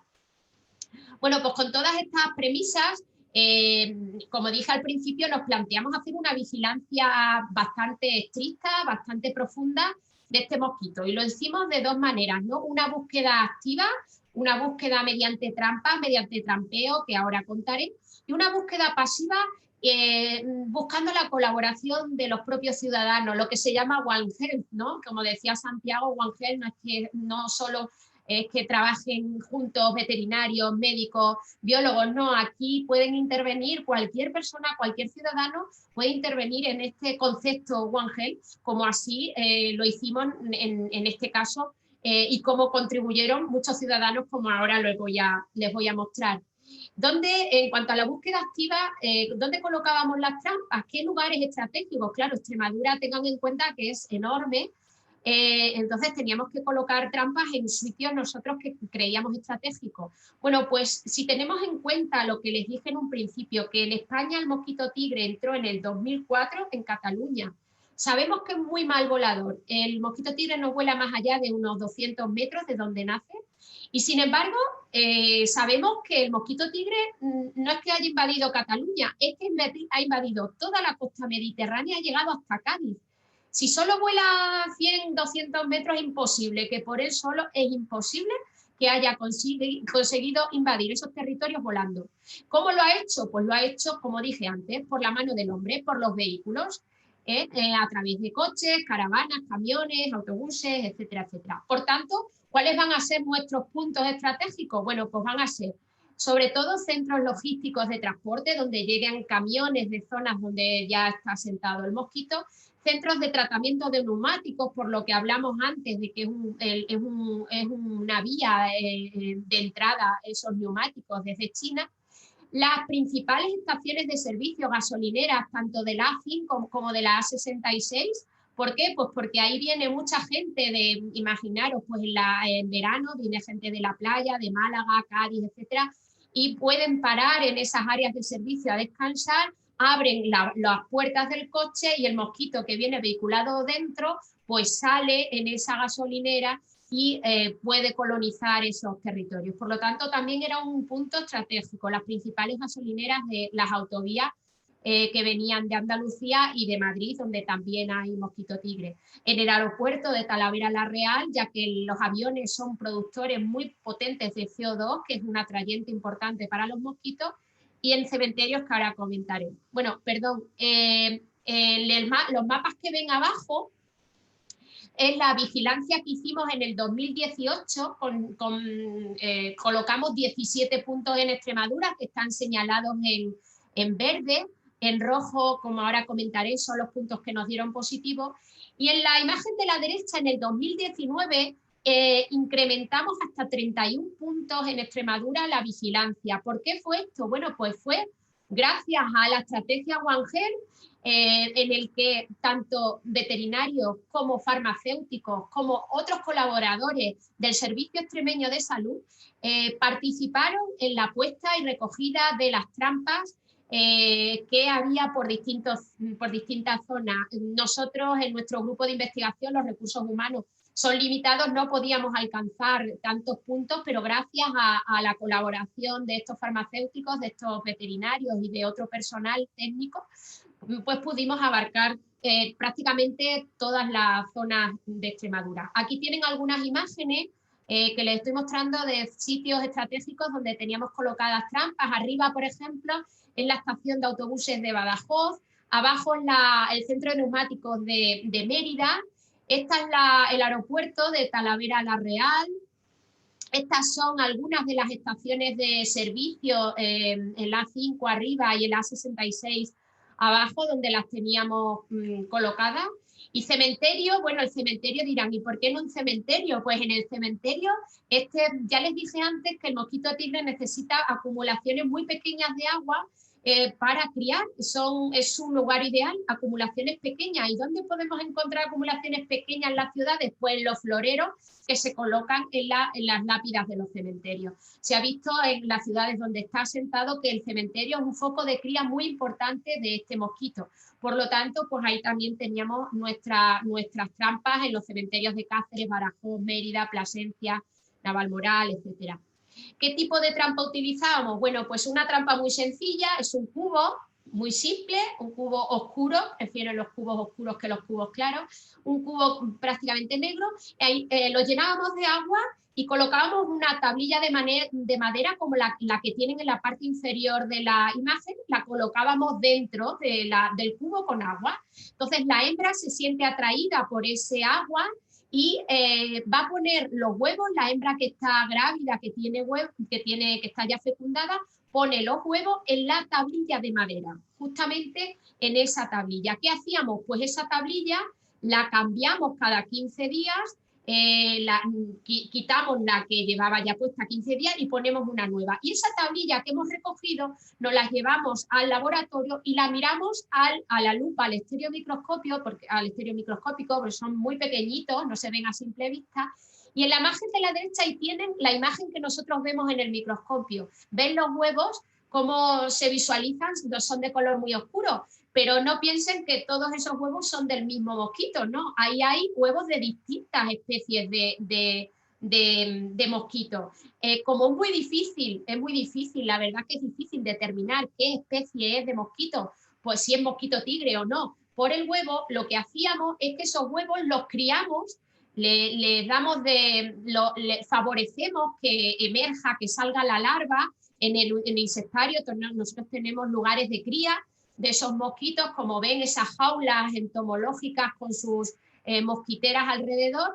Entonces forzamos a que ese huevo, como digo, se rompa, salga la larva se cría en agua, en esas bandejas que ven ahí con agua, les echamos de comer todos los días, sus galletas, su comida de peces, no comen otra cosa, y esperamos a que salga el adulto. Y el adulto ya lo recogemos y el adulto sí es fácilmente identificable por esa raya que les comentaba del tórax y en el tórax y en la cabeza. Bueno, ¿qué resultados obtuvimos? Bueno, pues los resultados los tienen aquí. La verdad es que llamó mucho la atención en el 2018, fue motivo de difusión en medios regionales, incluso alerta sanitaria a nivel nacional. En el 2018 detectamos 4 puntos positivos en Extremadura, concretamente en Badajoz. en Monesterio, en Almaraz y en Aldea del Cano. Y en el 2019 detectamos 2 puntos, nuevamente volvió a repetir Monesterio, pero uno más, se unió uno más en Navalmoral de la Mata. En 2020 no hicimos, debido a COVID, pues no hicimos vigilancia, y el 2021 ahora al final les contaré que estamos en ello. Bueno, eso fue en cuanto a la vigilancia activa, pero la vigilancia pasiva, pues como les dije al principio, contamos con la participación, incentivamos a la gente, a la ciudadanía a participar en la vigilancia de este mosquito tigre mediante una aplicación móvil que se puede descargar gratuitamente. En la actualidad yo también les invito a que la descarguen. Es ese icono que tienen, que es un triángulo amarillo con un mosquito. La aplicación se llama Mosquito Alert. Está creada y gestionada por distintas instituciones que tienen abajo los logos. Entonces se descargan esa aplicación y hacen una foto si ustedes visualizan un mosquito, pues nosotros incitamos a la gente que hiciera foto de ese mosquito a poder ser de la parte de la cabeza y del tórax para visualizar la línea. Entonces se hace una foto con nuestro móvil y se envía a través de la aplicación. La aplicación tiene un icono que dice notificar mosquito. Bueno, pues le das a ese botón y se envía la foto a través de la aplicación. Esa foto va a llegar a un panel de expertos a nivel nacional, que son los que van a validar la foto o no, obviamente dependiendo de la calidad, porque como imaginarán llegan fotos de todo tipo, pero las que sí se pueden constatar, pues se dibuja en un mapa. En este caso es el mapa de Extremadura, se dibuja en un mapa pues si se constata que es mosquito tigre o no es mosquito tigre. Para que ustedes se hagan una idea, pues entre 2018 y 2020, 77 ciudadanos han enviado fotos a la aplicación Mosquito Alert y ninguna de ellas ha resultado ser mosquito tigre. Sí es cierto que hubo 2 imágenes, recuerdo perfectamente, 2 imágenes que se asemejaban muchísimo al mosquito tigre, y como debido a la ley de protección de datos no podemos tener la información del teléfono ni mucho menos, lo único que llega es la imagen y las coordenadas GPS desde donde se envía la foto. Entonces nuestro equipo de investigación se desplazó a las coordenadas GPS de las que nos indicaban esas fotos, que eran muy sospechosas de mosquito tigre. Nos desplazamos a donde nos llevó el GPS y fue, me acuerdo, en Arroyomolinos de Montánchez y en Malpartida de Cáceres, y allí colocamos muchas trampas de adultos y trampas de mosquitos, pero no cayeron mosquito tigre, cayeron otros mosquitos muy similares al que se parecía muchísimo al de la foto, por lo tanto pudimos descartar que se tratara de mosquito tigre. Bueno, y para resumir un poco nuestra estrategia One Health, aquí tienen cómo se siguió, el paso que seguimos desde que comenzamos arriba del todo una vigilancia en lugares estratégicos, que es todo lo que le he contado. Eso lo hacíamos entomólogos, veterinarios, farmacéuticos, los propios ciudadanos, como he dicho. Cuando ha habido una detección de mosquito tigre, inmediatamente, pero les estoy hablando que inmediatamente me refiero a un domingo incluso, se avisa a los servicios de salud pública, concretamente a la Dirección General de Salud Pública, se avisa inmediatamente, y esta Dirección de Salud Pública se pone en contacto con la empresa, si es una empresa pública, o sea privada, perdón, pues insta a que empresas de control de plagas pues actúen en esa localización para pues los tratamientos de fumigación, tratamientos que hubiera que hacer para intentar erradicar la población que haya de mosquito tigre en ese punto donde se encontró. Debo decir que las actuaciones han sido muy rápidas. Les estoy hablando que desde que damos la comunicación han tardado 2-3 días en hacer los tratamientos, como mucho, y de hecho una vez que se han hecho los tratamientos nosotros hemos seguido colocando trampas en esos puntos y ya no hemos vuelto a visualizar ningún mosquito tigre en ese punto, con lo cual quiere decir que los tratamientos al menos ese año habían sido eficaces. Pero a su vez la Dirección de Salud Pública también, no solo con empresas de control de plagas, sino también se pone en contacto con los profesionales médicos de la zona es muy importante avisar a los centros de salud, como así se ha hecho, a los hospitales, porque teniendo el vector es probable que se puedan dar lugar a casos de dengue autóctono, zika autóctono, etcétera. Bueno, eso fue en cuanto al mosquito tigre. En cuanto al virus del Nilo occidental, como les dije, eran dos partes claramente diferenciadas en estas investigaciones, pues nuestra estrategia era conocer la situación del virus del Nilo. El virus del Nilo occidental, si recuerdan el año pasado el brote tan fuerte que hubo en Andalucía y Extremadura, bueno, el virus del Nilo occidental realmente es una virosis que se mantiene en la naturaleza gracias a las aves y los mosquitos. Y ahí se mantiene constantemente entre aves que son los hospedadores naturales, amplificadores del virus, y los mosquitos. ¿Qué ocurre? Pues que a veces esos mosquitos que están infectados accidentalmente pueden picar a una persona o pueden picar a caballos, incluso a otros animales, pero fundamentalmente los caballos y las personas somos muy sensibles al virus y podemos desarrollar la enfermedad. Esta enfermedad el año pasado es una enfermedad de declaración obligatoria y se declararon 316 casos en Europa con 38 fallecimientos. Se declararon 77 casos humanos en España con 8 fallecimientos, ya que algunos de estos fallecimientos se han producido bastante más tarde del verano. Incluso puedo decirles que hay gente todavía con secuelas muy importantes del brote del año pasado. Y en Extremadura hubo 6 casos declarados, afortunadamente sin lamentar víctimas mortales en el caso de nuestra comunidad. En el caso de los caballos, también el año pasado hubo 7 casos declarados de virus del Nilo, pero esto no es una novedad para los veterinarios, ya que desde 2015, que se declaró el primer brote en Navalvillar de Tela, en los años sucesivos, como ven, han ido saliendo y declarándose más casos, ¿no? 6 casos, por ejemplo, en el 2016, 2 en el 2018, también en el 2019... Con lo cual, como digo, no es una enfermedad que sea solo del año pasado, sino que ya viene de atrás.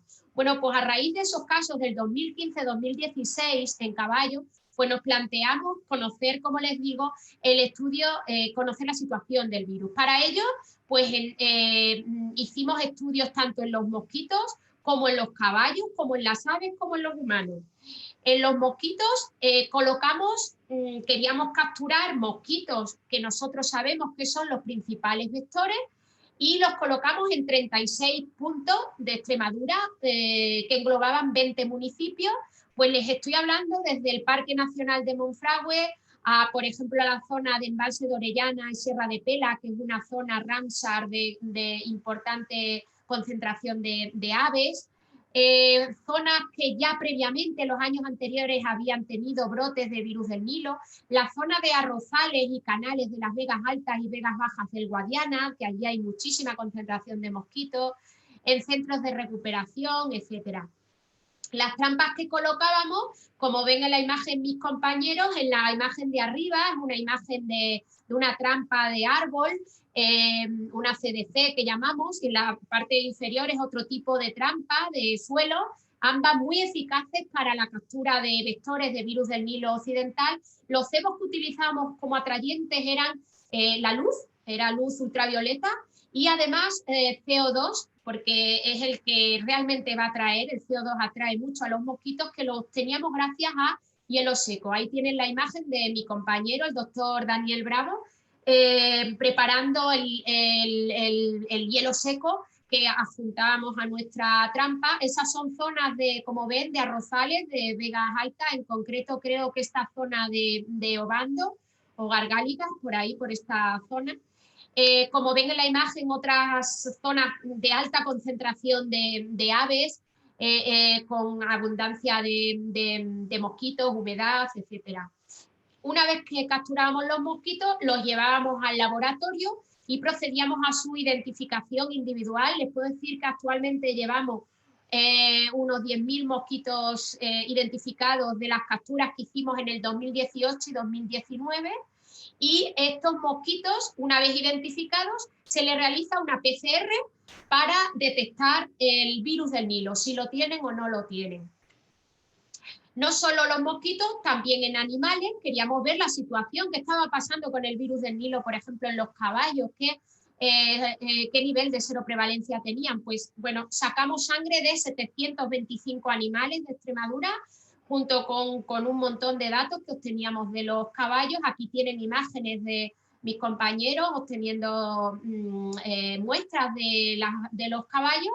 También obtuvimos muestras de casi 400 aves, gracias a la ayuda de los centros de recuperación, aves que llegaban a centros de recuperación como el centro AMUS, que se encarga de la recogida de aves de la provincia de Badajoz, y el centro de recuperación Los Hornos, que se encarga de la recogida de aves de la provincia de Cáceres. Como digo, casi 400 aves que llegaron a estos centros de recuperación, y se sumaron a estas aves otras 640 aves que no eran aves, digamos, enfermas, entre comillas, que llegaran a los centros, sino aves sanas que cogíamos con la ayuda de redes. Conseguimos obtener muestras de 69 aves nativas, 339 exóticas y 232 migratorias. Obviamente, todas ellas eran luego puestas en libertad, obviamente. Todas estas muestras luego eran procesadas en el laboratorio, concretamente en la Facultad de Veterinaria de Cáceres, y cuando una muestra nos daba con un resultado positivo o dudoso, se enviaban al un centro de alta seguridad, de alta biocontención, porque ya había que manejar virus vivos, y esto solo se puede hacer en laboratorios P3 de alto nivel de bioseguridad, como digo, y esto se hacía en el CISA, el Centro de Investigación de Sanidad Animal de Valdeolmos, en Madrid. Bueno, pues los resultados que les puedo mostrar son estos, y es que esta es la imagen de la distribución de los mosquitos principales vectores del virus del Nilo. Y como ven en verde, pues prácticamente a la izquierda está la distribución de Culex pipiens, que es el mosquito común, que es el principal vector de este virus. Y como ven, pues podemos decir que toda Extremadura está en riesgo, entre comillas, porque el vector está prácticamente en todos los municipios que se han muestreado. El otro vector importantísimo, el subgrupo Culex univitatus Culex peresibus, que fue el principal protagonista de los brotes del año pasado en Andalucía, pues también está ampliamente distribuido en nuestra comunidad. En cuanto a los caballos, podemos decir que tenemos casi un 20% de caballos que alguna vez han estado en contacto con el virus. O sea, es una prevalencia altísima, la más elevada que se ha encontrado en España hasta la actualidad. Si hablamos por explotaciones, casi el 64% de estas explotaciones tenían algún animal seropositivo, y 35 de los 50 municipios muestreados también eran positivos. Aquí les muestro alguna imagen, un vídeo, como pueden ver, de un caballo con síntomas de virus del Nilo, aquí de nuestra comunidad. Son caballos que tienen sintomatología neurológica muy similar a la que presentan también las personas con síntomas nerviosos. En cuanto a las aves, pues también obtuvimos unos niveles de seroprevalencia muy altos, como ven, muy distribuidos también por toda la comunidad, un 18,2% de seroprevalencia en las aves enfermas, entre comillas, que llegaban a los centros de recuperación, pero es que también teníamos hasta un 7% o casi un 8% de prevalencia en las aves migratorias. Eso es muy, muy elevado. Aves rapaces, identificamos 239, analizamos 239, tanto aves diurnas como aves rapaces nocturnas, llegando casi al 25% de prevalencia en estas aves. Las cigüeñas tan características de esta tierra, pues 58 cigüeñas blancas y 3 cigüeñas negras que fueron analizadas, casi un 10% de ellas presentaban anticuerpos frente al virus. O, por ejemplo, el cernícalo primilla, los falconiformes, también tan típicos nuestros, pues el 9,1% tuvo anticuerpos frente al virus. Aquí tienen el primer caso que diagnosticamos de virus del Nilo en aves, en un buitre leonado, en el Centro de Recuperación Los Hornos, que murió, desgraciadamente. Y ahí tienen la sintomatología, ven, nerviosa, que presentan estas aves.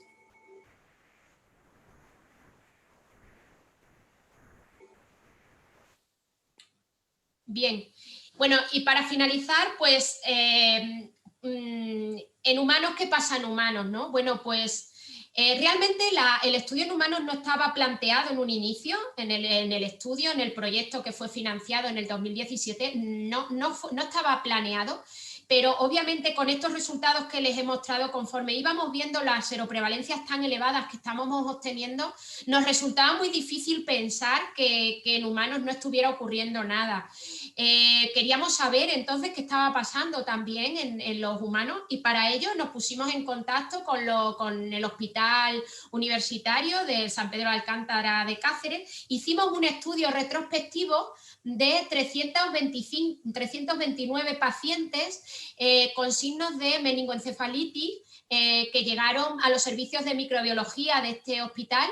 Se les realizó la técnica de ELISA, ver anticuerpos de IgM, y debo decir que es cierto que todos fueron negativos, excepto 3 sueros que, aunque no alcanzaron la positividad, pero sí tuvieron una reactividad muy alta, destacaban sobremanera sobre el resto de líquidos, y estos 3 sueros, estos 3 líquidos, a estas 3 muestras han sido enviadas al Centro Nacional de Microbiología del Instituto de Salud Carlos III, pues para corroborar que o eran negativos como nos salió a nosotros, pero con una reactividad muy alta, o son positivos. Aún no lo sabemos.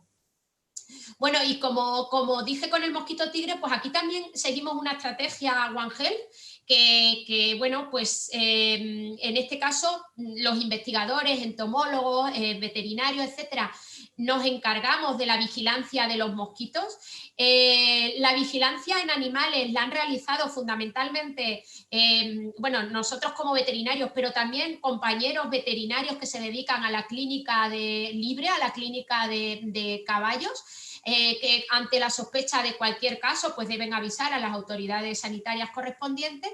Como digo, esta vigilancia ha permitido detectar positivos. Nosotros, de hecho, hemos detectado los positivos declarados en 2018-19, fueron detectados por nuestro grupo, y las zonas de alta seroprevalencia, que hay zonas concretas en Extremadura que hay unos niveles de seroprevalencia muy alta y por lo tanto una alta circulación. Estos resultados han sido comunicados a la Dirección General de Agricultura y Ganadería, los cuales hacen un control de los animales del entorno, y esta Dirección General de Agricultura y Ganadería es la que se encarga a su vez de ir a la explotación donde se encuentre el caballo afectado, y debe, como así se ha hecho, pues contactar con empresas de control de plagas para que hagan los tratamientos correspondientes hacia el vector, de la lucha contra el vector. Por otro lado, la Dirección General de Salud Pública también ha sido informada de todos estos casos positivos en animales, con lo cual la Dirección General de Salud Pública avisa a los hospitales y centros de salud de esas zonas para que los médicos sean conocedores que hay una alta circulación del virus en esos sitios, en esas áreas, para que cualquier persona que llegue con signos compatibles con fiebre del virus del Nilo, que son un síndrome gripal o bien signos meningoencefalíticos, pues sospechen de esta enfermedad y pongan bueno, pues el diagnóstico asertivo correspondiente, se pongan los medios para diagnosticarlo de una manera rápida. Todo ello vuelve otra vez al origen.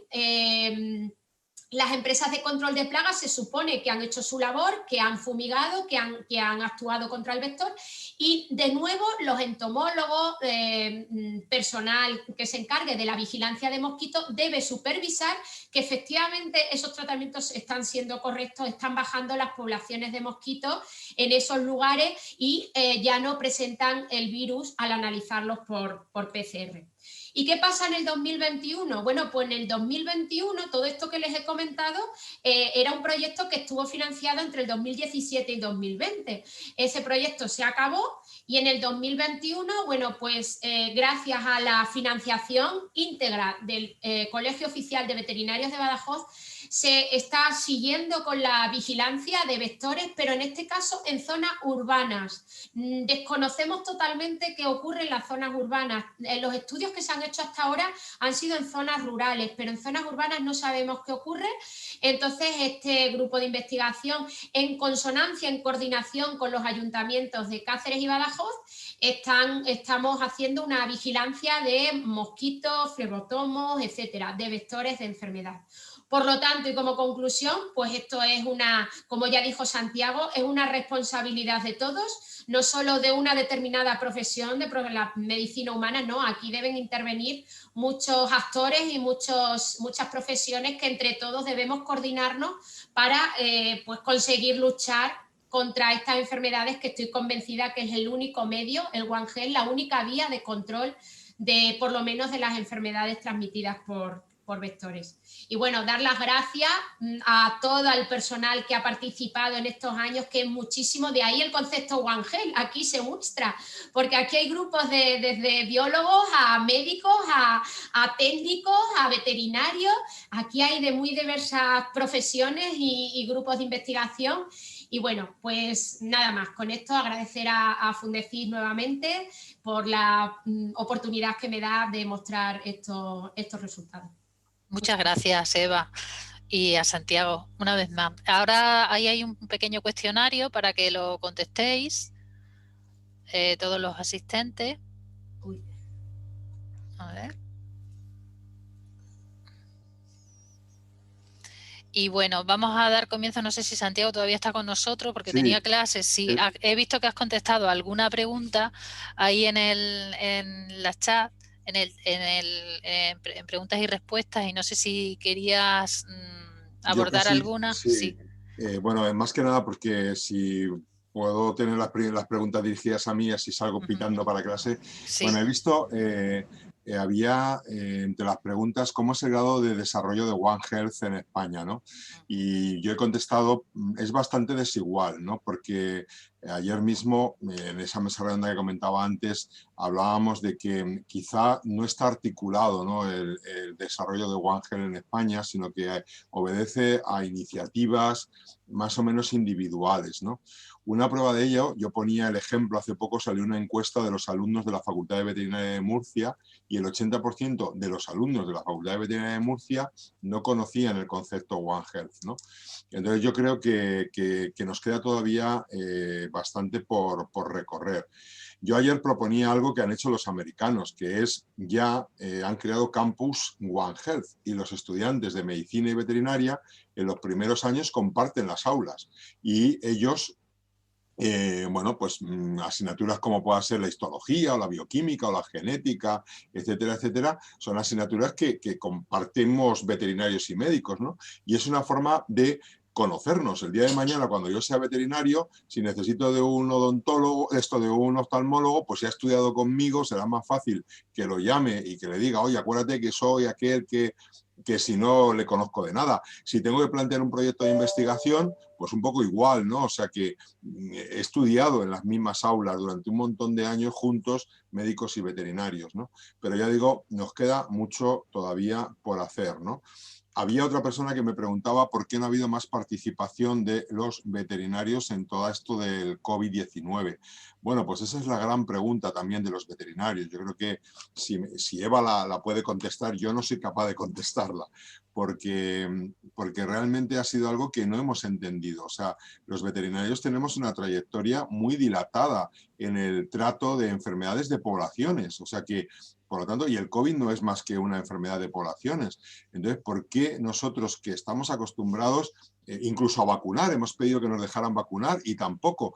Nos pidieron los respiradores y eso sí que los dejamos, pero no nos dejaron utilizarnos a nosotros, ¿no? Y decíamos, bueno, pero si me pides el respirador y yo tengo un respirador, hombre, sabré utilizarlo algo, ¿no? O sea que, bien, ha sido algo, yo creo que en España hay un problema de competencias, ¿no? Entonces, al final, si no vaya a ser que te metas en el jardín de otro y entonces eso genere problemas legales a la hora de... Entonces, al final, dice, muchas veces nos perdemos en eso. Hay otra persona que planteaba por qué los laboratorios de veterinaria no pueden hacer, por ejemplo, analíticas en el ámbito de la medicina humana, ¿no? Pues también igual, si es que al final el laboratorio de la Complutense de Madrid de veterinaria ha estado haciendo PCRs, si es que la PCR es igual. y es que la PCR, los alumnos de las ciencias de la salud, es una práctica de segundo de carrera. ¿Por qué no hemos puesto todos los laboratorios de España, de todas las universidades, a trabajar haciendo PCRs? ¿Qué hacía falta? Pues no sé, yo no tengo la respuesta. O sea, esa pregunta que me hacen es mi pregunta también, ¿no? Pero me resulta incomprensible porque realmente podíamos haberlo hecho. Podíamos vacunar. Podían vacunar también los farmacéuticos en sus... A lo mejor el miedo a que pueda haber una reacción adversa. Bueno, pues no sé, veamos la forma, pero es que en otros países se ha hecho. En otros países la coordinación del COVID, en Alemania, por ejemplo, la ha llevado un veterinario. En otros países la han llevado veterinarios, pero que en definitiva no se trata de si eres veterinario o eres médico. One Health es de que lo haga el que sabe hacerlo, que es de lo que se trata. Pero no nos perdamos en discursos de quién lo tiene que hacer. Que lo haga el que sabe hacerlo. Que se llama médico, pues médico. Que se llama veterinario, pues veterinario. Que se llama farmacéutico, farmacéutico, enfermero, psicólogo, quien sea. Pero hagámoslo, no nos perdamos en ver quién tiene que hacerlo, quién tiene que no hacerlo.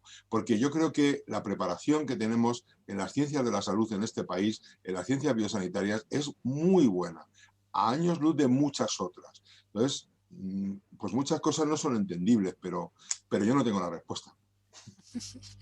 Luego también el ejemplo de ciencia ciudadana, ¿no? Como el mosquito alerta, ¿no? Que ahí que es un ejemplo... Oh, Eva, lo tengo en mi móvil. No, me no esperaba menos de ti. Sí, sí.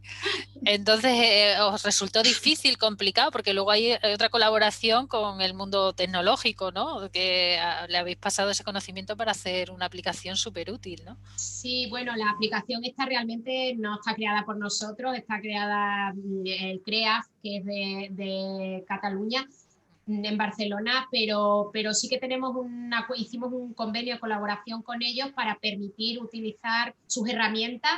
Y la verdad es que tengo que decir que, mira, antes del 2018, cuando nosotros empezamos el muestreo, antes del 2018, desde Extremadura, únicamente se habían mandado, desde el 2014 al 2017, en esos 3 años, solo se habían mandado 9 fotos de personas de Extremadura. Y en el 2018, gracias a que es verdad que, bueno, fue la primera vez que se descubrió el mosquito tigre en Extremadura, que fue un boom tanto en periódicos, etcétera, bueno, se mandaron cerca de 40 o 40 y tantas imágenes, ¿no? Entonces yo creo que la difusión y la colaboración ciudadana fue muy grande. Estos son fotos que se mandan, que gente que tiene la aplicación es mucho mayor. Entonces yo creo que desde las administraciones, desde vosotros, bueno, la difusión de este tipo de colaboración de los ciudadanos, yo creo que a los ciudadanos les gusta esto de contribuir también ellos de alguna manera al avance de la ciencia y depende, mira, se han descubierto mosquitos invasor Aedes japonicus gracias a esta aplicación, un mosquito que es realmente también muy peligroso, se ha descubierto por primera vez en España, en Asturias, gracias a Mosquito Alert. No ha sido ninguna búsqueda activa de ningún investigador ni nada, ha sido gracias a un ciudadano que mandó una foto y se ha visto que desgraciadamente ya está invadiendo más territorios, pero la primera vez que se constató fue gracias a una foto de un ciudadano, con lo cual, pues mira, es un dato importante que creo que debe animar a los ciudadanos a eso, a que participen simplemente estás haciendo una foto y mandándola, ¿no? Entonces, bueno, ahí sí que hicimos un gran esfuerzo de difusión, ya digo, en periódicos, a través de páginas web, con niños en colegios, a todos animando a que se descargaran la aplicación y bueno, y cualquier sospecha, pues que la enviaran. Bueno, pues no sé si hay alguna pregunta más. Yo creo que ya Santiago contestaste todas las que estaban en el chat y en preguntas y respuestas. Y bueno, en el chat hay alguna reflexión de Francisco que nos dice que, bueno, excelente, eso os han felicitado a los dos ponentes, excelente las dos presentaciones, se debe utilizar la sinergia entre administraciones porque los servicios de sanidad animal también se realiza detección de mosquitos al ser vehículos transmisores de la lengua azul o neumonía en zoótica ovina y también se podría utilizar estas trampas para detectar otras variedades de mosquitos, los datos los tienen los laboratorios de sanidad animal de Badajoz. Sería también una buena colaboración entre los servicios de salud pública, sanidad animal y aplicar la filosofía a una sola salud. Bueno, pues yo creo que el mensaje nos ha llegado a todos los asistentes. Ha habido una respuesta masiva, ha habido muchísimos inscritos, lo que pasa que, bueno, quizás los horarios, al final hemos llegado a ser 36 personas aquí siguiendo a los panelistas, pero ha habido hasta 102 inscripciones. Entonces, pues no sé si hay alguna persona más que quiere hacer alguna reflexión, o vosotros si queréis dar algún consejo final, si creéis que hay alguna medida pública que se debe implantar o está ya en marcha que vosotros reivindicaríais para meter el concepto de One Health. Y yo quería solamente mencionar que sorprende cuando este concepto lo explicas. A mí me sorprende en los niños, que son los que realmente dicen no lo van a entender, pero si lo explicas con casos concretos, con una enfermedad, por ejemplo, en concreto, en la que digo, sumamos, por un lado, hacemos esto, otra gente hace esto, y nos coordinamos, y ellos lo entienden perfectamente. Entonces, si ellos lo entienden, es una pena que no lo entiendan muchas veces las administraciones, ¿no? Entonces, a lo mejor hay que explicarlo con acciones concretas. Con ejemplos para niños. Exacto. Es que es eso, o sea, ellos lo entienden como la administración muchas veces es como pegarse cabezazos contra la pared, ¿no? No digo que siempre, pero en ocasiones hay que ver más allá, ¿no? Hay que entender un poco y ver más allá de lo que y la ciencia también tiene que llegar a los medios de comunicación masivos en prime time, ¿no? Eso es muy importante. Eso es muy importante, sí. Bueno, pues creo que ya nos robamos más tiempo, Santiago. Muchas gracias. Y muchas gracias, Eva. Gracias a todos los que estáis ahí, que nos habéis estado hasta el final. Y nada, invitaros a la última sesión, que es el día 30. Ya os tenemos informado. El día 30 de junio. La siguiente sesión la vamos a dedicar, a ver que os lo diga exactamente el título. El día 30 de junio vamos a dedicarlo a la farmacogenética y computación cuántica, o sea, cómo los fármacos están ya dirigidos, son más precisos y ayudan a reducir los efectos secundarios, que son ya una realidad porque están dirigidos. Y entonces, bueno, pues contamos con María José Blanco Prieto, catedrática de la Facultad de Farmacia y Nutrición de la Universidad de Navarra, y con José Manuel García Alonso, investigador en el grupo Kerkus Software de la Universidad de Extremadura.